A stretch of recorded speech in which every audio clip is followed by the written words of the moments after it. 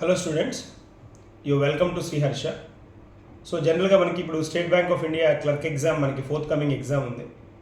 So జనరల్గా SBI clerical exam అంటే బ్యాంక్స్కి prepare అయ్యేటప్పుడు bank concepts, current affairs concepts జనరల్గా మనకి ఎగ్జామ్లో అడుగుతుంటాడు. కాబట్టి వాటికి ఎలా ప్రిపేర్ అవ్వాలి అనేది ప్లాన్ చేసుకోవడం చాలా ఇంపార్టెంట్. ఎందుకు అని అంటే జనరల్గా అబ్జర్వ్ చేస్తే క్వాంటిటీ రీజనింగ్ అనేవి క్వీన్ సబ్జెక్ట్స్ అయితే జనరల్గా ఇంగ్లీష్, జనరల్ అవేర్నెస్ ఇలాంటివి ఏమవుతాయంటే కింగ్ సబ్జెక్ట్స్గా చెప్తారు. వీటిలో స్కోర్ కనుక మనకి అంటే మంచి స్కోర్ కనుక వచ్చింది అని అంటే ఈజీగా జాబ్కి మనం దగ్గర అవ్వడానికి స్కోప్ ఉంటుంది. కాబట్టి అలా ప్లాన్ చేసుకోవడానికి స్టూడెంట్స్కి ఏంటి అంటే ఎక్కువ స్కోర్ చేసుకునే ఏరియాలు కాబట్టి వాటిని ఎలా ప్రిపేర్ అవ్వాలని ఒక ఐడియా రావాలి. అందుకని జనరల్గా కరెంట్ అఫైర్స్ చూస్తే మనం రెగ్యులర్గా చూసే అపాయింట్మెంట్స్ కానీ, ఆబ్జెక్చరీస్ కానీ, ఇంపార్టెంట్ డేస్ కానీ ఇవి రెగ్యులర్గా ఒక మార్క్ వచ్చే ఏరియాస్. వీటితో పాటు సైన్స్ అండ్ టెక్నాలజీకి రిలేటెడ్గా 1 క్వశ్చన్, నేషనల్ ఇంటర్నేషనల్కి రిలేటెడ్గా 2 క్వశ్చన్స్కి పైన వచ్చే స్కోప్ ఉంటుంది. కాబట్టి వాటిని క్లియర్గా ప్లాన్ చేసుకోవడం. అంతేకాకుండా వీటితో పాటు అక్రోనిమ్స్ అడుగుతూ ఉంటాడు.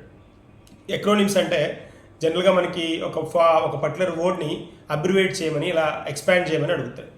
సో ఇలాంటి క్వశ్చన్స్ కూడా వస్తాయి. కాబట్టి ఏవేవైతే న్యూస్లో ఉన్న ఎక్స్పాన్షన్స్, వర్డ్స్ ఇలాంటివి ఏవైతే ఉన్నాయో వాటి మీద ఫోకస్ చేయడం వల్ల మనం స్కోర్ తెచ్చుకోవడానికి పాసిబిలిటీ ఉంటుంది. అంతేకాకుండా జనరల్గా ఏంటి అని అంటే బ్యాంకింగ్ అవేర్నెస్కి వచ్చేటప్పటికి, బ్యాంకింగ్ అవేర్నెస్ అయినా కరెంట్ అఫైర్స్ అయినా 4 to 6 months అనేది ఐడియల్ టైం అనమాట. ఐడియల్ ప్రిపరేషన్కి బెస్ట్గా ఉపయోగపడే కాన్సెప్ట్స్ అనమాట.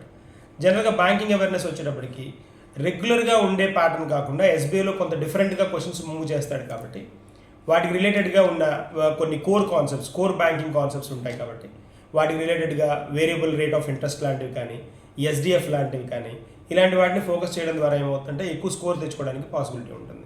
సో దీన్ని బేస్ చేసుకొని శ్రీహర్షలో జనరల్గా మేము ఫాలోఅప్ చేసిన ప్లాన్ ఏంటి అని అంటే జూన్ నుంచి ఫిబ్రవరి 24, 2024 దాకా కరెంట్ అఫైర్స్ని డిస్కస్ చేయడంతో పాటు August, September, October, November, December, Jan, Feb దాదాపుగా 6 నెలల పైన బ్యాంకింగ్ అవేర్నెస్ కాన్సెప్ట్స్ని కూడా డిస్కస్ చేయడం వల్ల స్టూడెంట్కి ఎక్కువ స్కోర్ చేసుకోవడానికి వీలయ్యే ఏవేవైతే కాన్సెప్ట్స్ ఉంటాయో వాటిని బాగా ఎంఫసైజ్ చేయడం వల్ల ఖచ్చితంగా స్టూడెంట్కి స్కోర్ తెచ్చుకోవడానికి పాసిబిలిటీ ఉండే విధంగా మేము ప్లాన్ చేసుకోవడం జరిగింది. సో ఇది ఈ టైప్లో కనుక ప్రిపరేషన్ కనుక కొనసాగిస్తే state bank of India clerk లాంటి వాటిని జాబ్స్ని క్రాక్ చేయడం ఈజీ.